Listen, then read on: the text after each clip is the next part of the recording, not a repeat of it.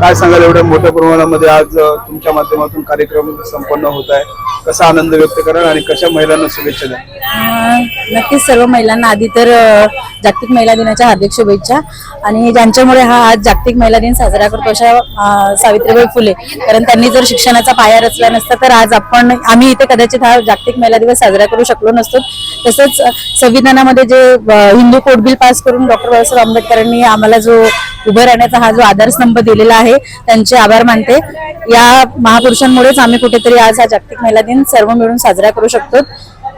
आणि सर्व माझ्या महिला भगिनींना, मीराबाईंच्या शहरामध्ये महात्मा फुलेंचा पुतळा नाही, नक्कीच प्रयत्नशील आहे या गोष्टीसाठी. मी तुम्हाला आधी पण तसं सांगितलं होतं, तर नक्कीच याविषयी पत्रव्यवहार सुद्धा माझे चालू आहेत की पूर्णाकृती नसेल तरी अर्धाकृती तरी महात्मा ज्योतिबा फुलेंचा या मीरा भाईंदर महानगरपालिकेच्या हद्दीमध्ये मी नक्कीच पुतळा बांधण्याचा प्रयत्नशील असेल या गोष्टीसाठी, आणि त्या गोष्टीचा पाठपुरावा मी नक्की करेन. काय सांगाल ताई, आज जागतिक महिला दिन, कशा शुभेच्छा द्याल सर्व महिलांना?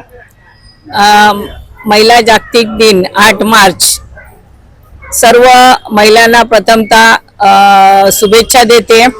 कारण महिलांसाठी एक दिवस पुरेसा नसतो. महिलांसाठी दिवसाचे 24 तास आणि 365 दिवस हा महिलांचाच असतो.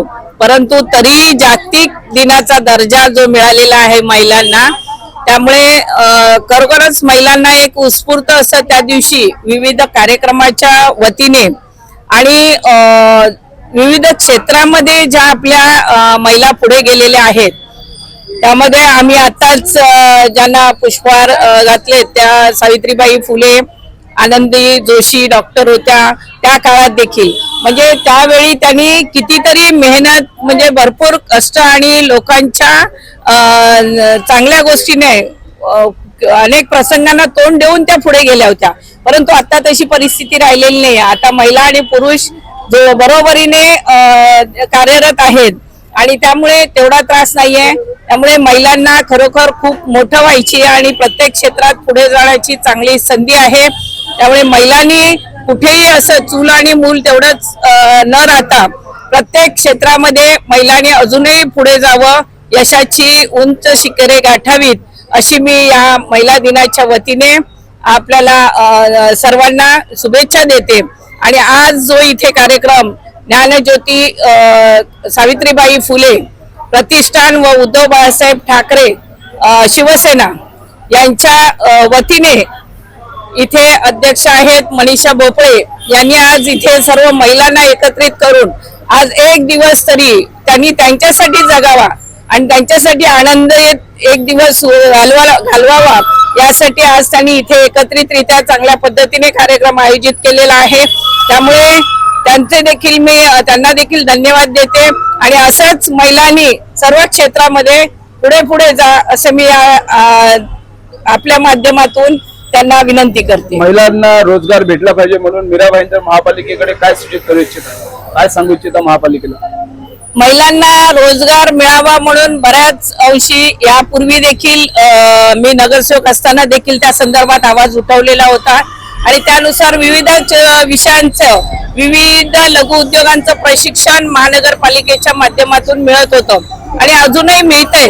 आणि तसंच त्या पद्धतीने फक्त ते प्रशिक्षण न देता त्यांना लघु उद्योग कसे चालू करायचे आणि त्या लघु उद्योगाला चालना देण्यासाठी त्यांनी पूर्ण मार्गदर्शन आणि त्या सुविधा महिलांना उपलब्ध करून द्याव्यात असं मला वाटतं. महिलांवरती अत्याचार होत राहतात, त्यासाठी पोलिसांकडून कोणती उपाययोजना केली पाहिजे असं वाटतं तुम्हाला? महिलांवर सदोदित जे अत्याचार होत असतात त्या संदर्भात आम्ही स्पेशली उद्धव बाळासाहेब ठाकरे शिवसेनेच्या वतीने आम्ही प्रत्येक पोलीस स्टेशनला SP-ना आणि सर्वांना निवेदन दिलेलं आहे की ज्या ज्या ठिकाणी असे काही अत्याचार होतात तिथे कुणाच्याही दबावाला बळी न पडता त्या ठिकाणी योग्य ती कारवाई करावी, कडक कारवाई करावी, जेणेकरून पुन्हा कुठची व्यक्ती असं कृत्य करण्यासाठी धजावणार नाही. या संदर्भात आम्ही विनंती वजा इशारा देखील दिलेला होता आणि त्यानुसार कारवाई पोलिसांची चालू आहे.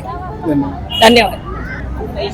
सर्व जगभरामध्ये जागतिक महिला दिन साजरा केला जात आहे, कशा शुभेच्छा द्याल महिलांना? आज ज्ञानज्योती सावित्रीबाई फुले संस्था आणि प्रतिष्ठानच्या वतीनं आज महिला जागतिक दिन इथे साजरा होतोय आणि ह्या संस्थेच्या संस्थापिका अध्यक्षा आणि ह्या मीरा भाईंदर महिला शिवसेनेच्या शहर संघटिका मनीषाताई भोपळे यांच्या अध्यक्षतेखाली हा कार्यक्रम होतोय आणि आजच्या तारखेला जागतिक महिला दिनाच्या मी सर्वांना शुभेच्छा देतो आणि एवढंच सांगेन की आज प्रत्येक क्षेत्रामध्ये महिलांनी पुढाकार घेतलेला आहे. खांद्याला खांद्याला लावून प्रत्येक क्षेत्रात महिला काम करतायत, सगळ्या क्षेत्रामध्ये पुढे जात आहेत. आज मला वाटतं शिक्षण क्षेत्रामध्ये सुद्धा जर आज आकडेवारी पाहिली 12वी असेल 10वी असेल किंवा उच्च शिक्षित विद्यार्थी तरी महिलांचाच आकडेवारी पुढे आहे.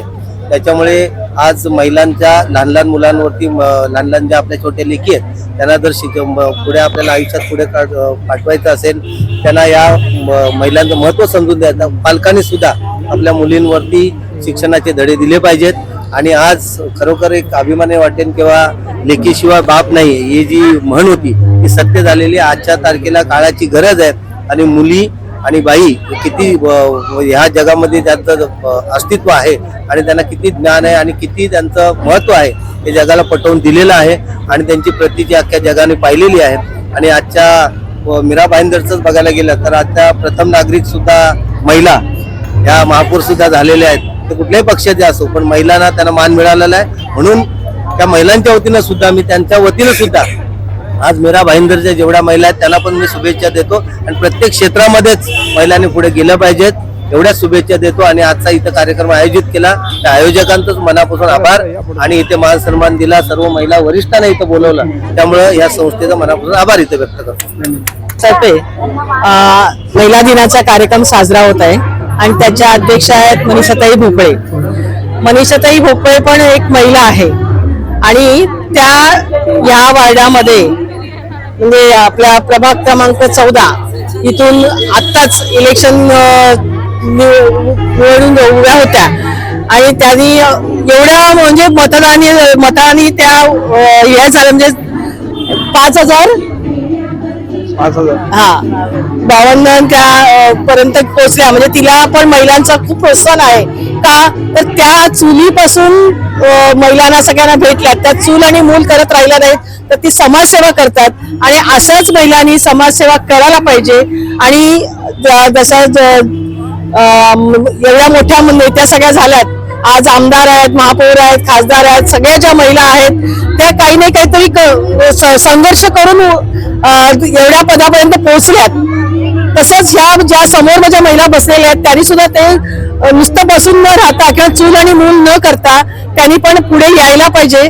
आणि आजचा दिवसच महिला दिन म्हणून साजरा करायला पाहिजे. आपण वर्षाच्या 12 महिने आपण महिला दिन सकाळी उठल्यापासून संध्याकाळपर्यंत आपण महिला सेवा करत असतात. त्यामुळे महिला दिन हा एक फक्त एक नाम मात्र झालेला आहे. महिला दिन 8 मार्चचा. महिला ह्या सक्षम आहेत आणि सक्षम होणार आणि महिलांसाठी जे नवीन नवीन जे उद्योग नगरपालिकेतल्या ज्या महिला बचत गटांना ज्या स्कीम येतात त्याचा फायदा महिलांनी घेतला पाहिजे आणि महिलांनी उंच उंच भरारी घेतली पाहिजे आणि स्वतः सक्षम झाले पाहिजे की नवऱ्याकडे पुढे सकाळी उठल्यावरती नवऱ्यांच्या समोर हात पुढे करण्याची त्यांना गरज नाही भासली पाहिजे. म्हणून महिलांनी नेहमी सक्षम राहावं आणि असंच पुढे जावं एवढी शुभेच्छा देऊन मी माझं 2 शब्द पूर्ण करते. जय हिंद, जय महाराष्ट्र.